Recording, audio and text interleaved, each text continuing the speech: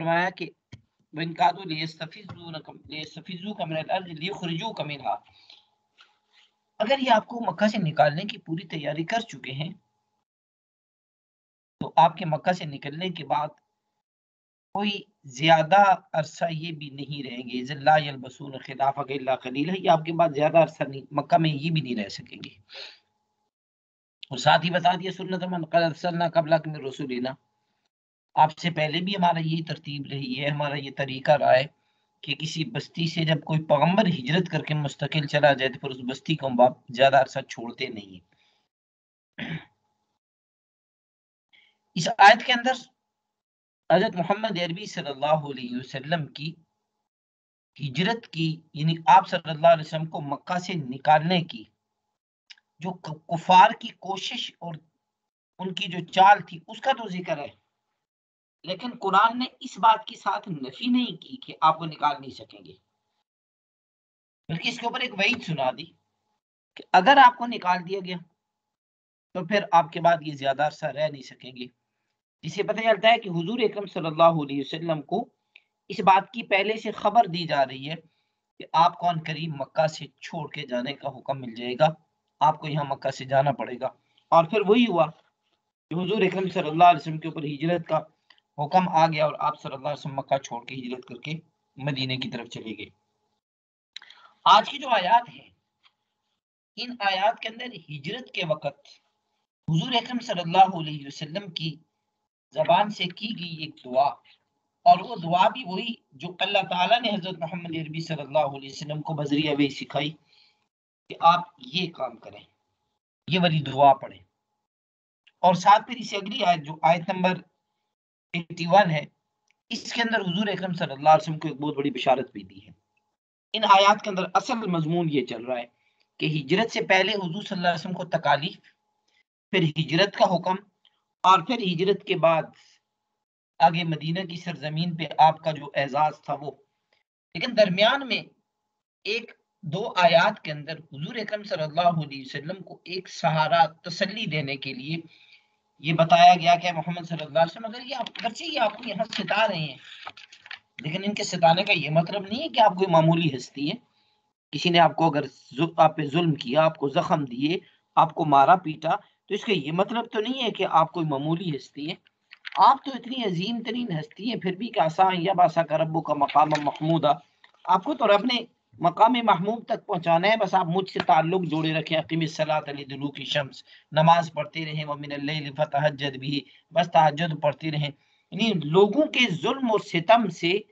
آپ اکتا کے، یا جو لوگوں کے ظلم و ستم سے تنگ آ کے کہ اللہ کی طرف اپنی توجہ کو نہ ہٹا دینا، اگر ایسا کرو گے تو یا باسا کربو کا مقام محمودہ، جب آپ اس طرح رہیں گے کہ لوگ بے شک ظلم کرتے رہیں لیکن اللہ سے اپنا تعلق مضبوط رکھنا ہے، اللہ آپ کو بہت بہترین مقام تک پہنچا دے گا۔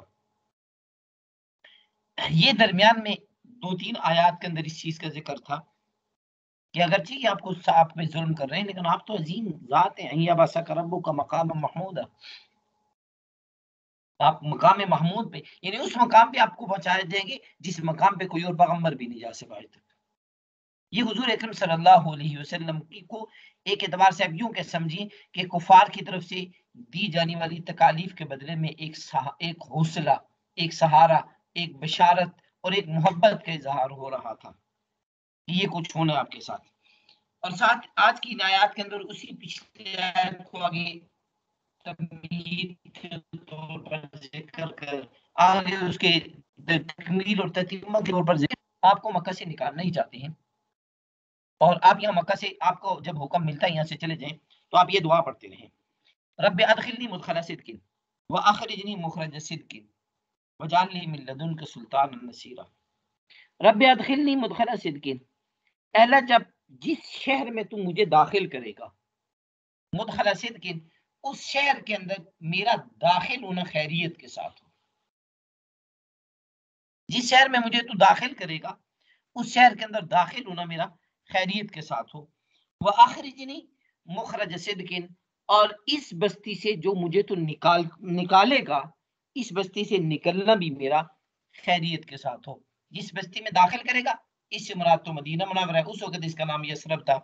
کہ اللہ مجھے جو یثرب کے اندر داخل کرے گا میرا داخل ہونا خیریت کے ساتھ ہو، اور مکہ کی سرزمین سے جو مجھے تو نکالے یہ میرا یہاں سے نکلنا یہ بھی خیر و عافیت کے ساتھ ہو جائے، یہاں سے نکلتے ہوئے بھی کوئی اس طرح کا ناخوشگوار واقعہ نہ پیش ہو جائے، اور مدینہ کی سرزمین کے اندر اللہ جب تو مجھے داخل کرے تو وہاں میرا داخل کرنا بھی یہ بھی ایک ایسا عمل ہو کہ خیر و عافیت کے ساتھ ہو جائے، کوئی ایسا ناخوشگوار واقعہ پیش نہ ہو جائے جب مدینہ کے اندر داخل ہو جاؤں۔ اور پھر مکہ سے مدینہ کی طرف لے کے جانا حضور اکرم صلی اللہ علیہ وسلم کو اصل میں ایک آپ صلی اللہ علیہ وسلم کے اوپر ایک مزید آگے اسلام کی تقویت کے لیے مزید آگے کام کروانے تھے، اور وہ کیا تھا؟ ایک اسلامک اسٹیٹ کا قیام جو مکہ میں نہیں ہو سکا تھا، مدینہ منورہ کے اندر جا کے ایک باقاعدہ سے ایک ریاست، ایک حکومت اور ایک الگ مسلمانوں کا ایک ملک قائم کرنا، یہ وہ اصل مقصد تھا مدینہ منورہ کی سرزمین کے اوپر۔ اور یہ ایک مشکل ترین کام ہے، ایک مشکل ترین کام ہے، پوری دنیا کے تمام تر قوتوں کو ایک اعتبار سے چیلنج کرنا تھا اپنے جو ایک نظام، ایک سسٹم، ایک حکومت، ایک ریاست قائم کر کے، یہ ایک مشکل ترین کام تھا۔ اس کام کے لیے حضور اکرم صلی اللہ علیہ وسلم دعا مانگ رہے ہیں کہ وجعل لی من لدنک سلطانا نصیرا، اے اللہ تو اپنی طرف سے میرے لیے کوئی مددگار بنا دے، میرے لیے کوئی مددگار بنا دے جو میری مدد کرے، حکومت کی بنیاد کے اوپر میری کوئی مدد کروا دے۔ اور یہی ہوا کہ حضور اکرم صلی اللہ علیہ وسلم کا مکہ سے مدینہ کی طرف ہجرت کرنا اس انداز سے بن گیا کہ آپ صلی اللہ علیہ وسلم مدینہ منورہ کے اندر داخل ہو رہے ہیں تو آپ کا استقبال بادشاہوں کی طرح ہو جاتا ہے، جیسے بادشاہوں کا استقبال ہوتا ہے اس طرح سے آپ صلی اللہ علیہ وسلم کا استقبال ہوا۔ اور اس مدینہ میں داخل ہونے کے بعد مدینہ کے جو دو بڑے بڑے قبائل تھے اوس اور خزرج، ان دونوں قبیلوں نے حضور اکرم صلی اللہ علیہ وسلم کو اپنا سربراہ، اپنا بادشاہ، اپنا حاکم، اپنا حکمران تسلیم کر لیا۔ اور جو باقی جو دو یہودیوں کے قبیلے تھے ان یہود کے قبیلوں نے آپ صلی اللہ علیہ وسلم کے ساتھ کچھ معاہدہ کر کے، کچھ ایگریمنٹ کر کے، اس ایگریمنٹ کے تحت وہ وہاں مدینہ کے اندر ہی رہنے لگے، کچھ معاہدات حضور اکرم صلی اللہ علیہ وسلم کے ساتھ کر کے۔ تو یہ حضور اکرم صلی اللہ علیہ وسلم کو دعا سکھائے گی کہ محمد صلی اللہ علیہ وسلم جب آپ مکہ سے نکلیں، یا جب آپ ابھی آپ کو مکہ سے نکلنے کا حکم ملنے والا ہے، یہ آپ کو نکالنے کی تیاری کر چکے ہیں، تو آپ یہ دعا مانگتے رہا کریں۔ اور دونوں باتوں میں خیریت ہی رہی، مکہ سے جو نکلے کفار تمام تر کوششوں کے باوجود کہ حضور اکرم صلی اللہ علیہ وسلم کو ختم کر دیا جائے گا، ٹھیک اسی وقت حضور اکرم صلی اللہ علیہ وسلم وہاں سے نکل گئے اور کسی قسم کی کوئی تکلیف وہ نہیں بچا سکے، اور خیر و عافیت کے ساتھ حضور صلی اللہ علیہ وسلم مدینہ منورہ پہنچ گئے۔ مکہ سے نکلنا بھی خیریت سے رہا اور مدینہ پہنچنا بھی خیریت سے رہا۔ اس کے ساتھ اسی آیت کے اندر، اسی اگلی آیت کے اندر، اسی موقع کے اوپر ایک خوشخبری بھی سنا دی، اور وہ یہ کہ آپ کا مکہ سے نکل جانا اور مدینہ کی طرف چلے جانا یہ بات ختم نہیں ہوگی، یہاں پہ مڑ کے آپ کو واپس مکہ لایا جائے گا، حق کو ہم غالب کر کے چھوڑیں گے اور باطل کو ہم نے مٹا کے چھوڑنا ہے، حق کا غلبہ ہو کے رہے گا اور باطل کو مٹا کے چھوڑنا ہے۔ اب یہاں دو ریاستیں قائم ہیں، دو اسٹیٹ، دو حکومتیں قائم ہوگی، ایک مدینہ منورہ کے اندر حضرت محمد عربی صلی اللہ علیہ وسلم، اور ایک مکہ کے اندر جو پہلے سے ان کفار مکہ کی ایک ریاست قائم تھی، ایک حکومتی نظام، باقاعدہ ایک حکومتی ڈھانچہ ان کا بنا ہوا تھا۔ اب یہ دو ریاستیں ہیں، ایک طرف حق کی ریاست حضرت محمد عربی صلی اللہ علیہ وسلم، اور دوسری طرف باطل کی ایک ریاست، یہ دونوں آپس میں جب ٹکرانے کے اوپر آئی تو بہت تھوڑا سا ہی وقت لگا کہ حضور اکرم صلی اللہ علیہ وسلم بطور فاتح مکہ مکرمہ کے اندر داخل ہو گئے اور مکہ مکرمہ کو فتح کر دیا۔ اور یہ فتح کی خبر حضور صلی اللہ علیہ وسلم کو اللہ تعالیٰ نے ہجرت سے پہلے ہی بتا دی تھی، قل جاء الحق وزهق الباطل، آپ کہہ دیجئے ان کو کہ اب حق آیا کہ آیا، اب حق کو غالب کر کے اللہ تعالیٰ رہیں گے، وزهق الباطل، اور یہ جو باطل اتنا سر چڑھ کے بول رہا ہے کہ یہاں سے انبیاء کو، یہاں سے پیغمبر کو، یہاں سے صحابہ کو، یہاں سے ان متقی اور ابرار لوگوں کو مکہ کی سرزمین سے بے دخل کرنے کی کوشش کر رہا ہے، زہق الباطل، اس باطل نے ان قریب مٹ جانا ہے۔ یہی وجہ ہے کہ حضور اکرم صلی اللہ علیہ وسلم جب مکہ فتح ہوا اس وقت آپ صلی اللہ علیہ وسلم جب بیت اللہ میں داخل ہوئے، حضور اکرم صلی اللہ علیہ وسلم کے ہاتھ میں ایک لاٹھی تھی، اور اس لاٹھی کے آگے ایسے لوہا لگا ہوا تھا، حضور اکرم صلی اللہ علیہ وسلم بیت اللہ میں داخل ہوئے تو 360 بت جو بیت اللہ میں رکھے ہوئے تھے، آپ صلی اللہ علیہ وسلم خود اپنے ہاتھ سے ایک ایک بت کے سینے کے اوپر وہ چھڑی مار رہے تھے، جس کے آگے لوہا رکھا ہوتا، چھڑی مارتے وہ گر جاتا، پھر مارتے دوسرے تیسرے، سب کو گرا دیا اور صحابہ اکرام کو حکم یہ دیا کہ آپ ان سارے کے سارے بتوں کو توڑ دیں۔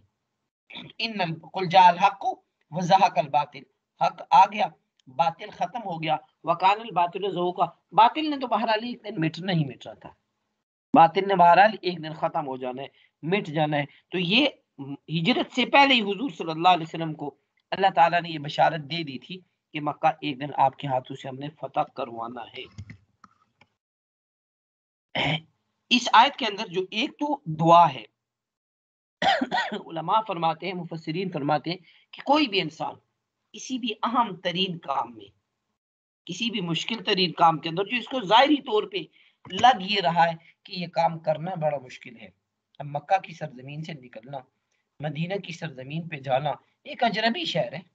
ایک اجنبی علاقہ ہے، اور وہاں جا کے پھر ریاست قائم کر لینا یہ نہ سمجھ آنے والی بات ہے، انہونی سی بات لگ رہی ہے۔ اسی طریقے سے چاروں طرف سے کفار نے گھیرا ہوا اور یہاں سے خیریت سے بچ کے نکل جانا، یہ ایک مشکل ترین کام تھا۔ اس موقع پہ حضور اکرم صلی اللہ علیہ وسلم کو یہ دعا سکھائی گئی۔ مفسرین فرماتے کہ کوئی بھی انسان کسی اہم ترین کام، کسی مشکل ترین کام، جس کام کے ہونے کے یا جس کام کے کرنے کے ظاہری طور پہ اسباب بھی نظر نہیں آ رہے، انسان یہ سمجھ رہا ہے کہ پتہ نہیں یہ کام مجھ سے ہو سکے، یہ سمجھ رہا ہے کہ کوئی سبب ظاہری نظر نہیں آ رہا ہو سکے، لیکن آدمی کی وہ کام اہم ترین ضرورت ہے، اس وقت یہ دعا پڑھے، اور رب ادخلنی مدخل صدق واخرجنی مخرج صدق واجعل لی من لدنک سلطانا نصیرا۔ یہ دعا اس دور کے اندر انسان کثرت سے پڑھتا رہے، اللہ تعالیٰ اس انسان کی غیب سے مدد فرما کے وہ کام اس کا کروا دیں گے، غیبی طور پہ اس کی ایسی مدد کریں گے کہ یہ انسان خود سوچ بھی نہیں سکے گا کہ اس طریقے سے میری مدد ہو سکتی ہے، یا یہ کام، اس کام کے ہونے کے یہ والے اسباب بھی ہو سکتے ہیں۔ دوسری آیت کے اندر جو اللہ نے فرمایا قل جاء الحق وزهق الباطل ان الباطل کان زہوقا، یہ آیت حضور صلی اللہ علیہ وسلم فتح مکہ کے موقع کے اوپر بتوں کو توڑتے وقت پڑھ رہی تھی، بتوں کو توڑتے ہوئے آپ صلی اللہ علیہ وسلم یہ پڑھ رہے تھے۔ اس آیت سے ایک بات یہ سمجھ آ رہی ہے کہ ہر وہ چیز جو باطل کی، کفر کی اور شرک کی نشانی ہے، اس شرک اور کفر کی نشانی کو توڑ دینا اور مٹا دینا یہ لازم اور ضروری ہے۔ ایک اہم ترین مسئلے کی طرف جو میں اشارہ کروں گا، جو سمجھنا ضروری ہے کہ ہر وہ چیز جو باطل کی نشانی ہو، جو کفر کی علامت ہو، جو شرک کی نشانی ہو، اس شرک، کفر اور باطل کی اس نشانی کے طور پر جو چیز پہچانی اور سمجھی جاتی ہو، اس چیز کو توڑ دینا اور اس کو مٹا دینا یہ ضروری ہے۔ کان الباطل ان الباطل کان زہوقا، باطل کی ہر ایک چیز اس کو مٹا دینا ضروری ہے۔ اب اس بنیاد کے اوپر اگر آپ دیکھیں، کسی جگہ پہ بت ہوں، ان کو توڑ دینا ضروری ہے۔ اسی طریقے سے کسی بھی جگہ کے اوپر کوئی بت نما جتنی بھی چیزیں ہیں، اس دور میں بتوں میں بت کی کیا چیزیں ہوتی تھی؟ کسی بھی تصویر کا ایک مجسمہ بنا دیا جائے، کسی بھی چیز کا ایک مجسمہ نما، ایک ڈھانچہ بنا دیا گیا بت کی طرح، وہ چاہے کسی انسان کا بنا دیا، چاہے کسی جانور کا بنا دیا، یہ عبادت کے طور پر استعمال ہوتے تھے۔ تو اس طرح کے ڈھانچے بنانا یا اس طرح کے جو کسی چیز کے جب مجسمے بنا لینا اور ان کو گھروں میں رکھنا، یہ تمام کا تمام اسلام کے اندر حرام اور ناجائز ہے۔ آج کل ہم بہت ساری جگہوں پہ دیکھنے میں آتا ہے کہ لوگ ان چیزوں کو جانوروں کے مجسمے بنے ہوئے اور اس کو ڈیکوریشن پیس کے طور پر سجا رہے ہوتے ہیں۔ بعض مجسمے ایسے بنے ہوئے کہ جن مجسموں کو بچوں کے کھلونے کے طور پر استعمال کیا جا رہا ہوتا ہے اور وہ کسی جانور کا مجسمہ ہوتا ہے، اس کو توڑ دینا ضروری ہے۔ قرآن کہہ رہا ہے وَكَانَ الْبَاطِلُ إِنَّ الْبَاطِلَ كَانَ زَهُوقًا، إِنَّ الْبَاطِلَ كَانَ زَهُوقًا، باطل کو مٹا دینا چاہیے، باطل اس قابل ہے کہ اس کو توڑ دیا جائے، اس کو مٹا دیا جائے۔ تو ایسی چیزیں اگر گھروں کے اندر موجود ہوں تو ان چیزوں کا گھروں سے ختم کر دینا ضروری ہے۔ اور اگر کہیں بھی اپنے گھروں کو سجانے، سجاوٹ اور اس طرح کی چیزوں کے لیے، اگر ہر انسان ہے اس کی چاہت ہوتی ہے کہ میرا گھر تھوڑا سجا ہوا ہو، تھوڑا خوبصورت ہو، جائز حد تک کر لینے میں کوئی حرج نہیں ہے، لیکن ڈیکوریشن پیس اور سینریاں اور پردے اور یہ وہ چیزیں، ان کو اس دھیان اور خیال کے ساتھ انسان رکھے کہ اس کے اوپر کوئی اس طرح کی چیز نہ ہو جو چیز اسلام کے اندر ناجائز قرار دی گئی ہے۔ ہم سینریاں بھی لگا دیتے ہیں اس میں تصاویر کی صورت میں، ڈیکوریشن پیس ہوں گے ان کے اندر، اور یہ وہ بت ہی تھے نا، چاہے وہ انسان کی شکل کا بت ہو تو وہ بت ہے، چاہے وہ کسی جانور کی شکل کا بت ہو تو وہ بت ہے۔ ان چیزوں کو، چاہے وہ پیتل کا بنا ہو، چاہے سنگ مرمر کا بنا ہو، یا کسی بھی چیز کا بنا ہو، ان چیزوں کو مٹا دینا ضروری، ان چیزوں کو گھروں سے ختم کرنا ضروری ہے۔ جی کوئی سوال ہو تو پوچھ لیجیے۔